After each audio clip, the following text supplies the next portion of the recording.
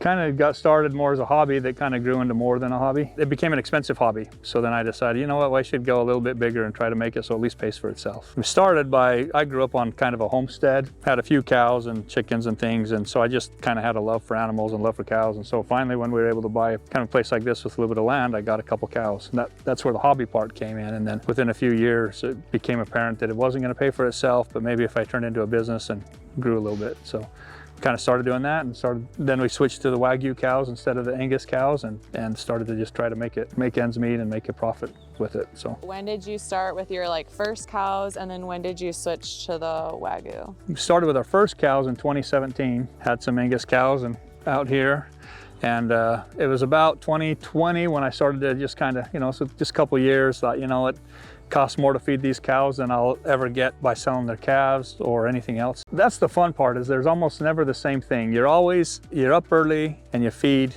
all the animals, feed the animals, make sure they got water, make sure they're safe. And then you're always checking fences to make sure nothing's breaking or everything's secure. And then the typical throughout the day, there's almost always something to repair, or there's always something to do, Checking hoses, make sure nothing's leaking. Yeah, because we'll have a water leak more often than you would expect. How did you guys get your name and your logo? Man, that's a good question. Yeah. I don't know. I like so our properties up north are in kind of the high desert country, so there's a lot of pine trees. And so I liked the idea of pine trees, being there. And then blue pine was a name I liked. I don't know where it came from. I might have heard it one time, I don't know.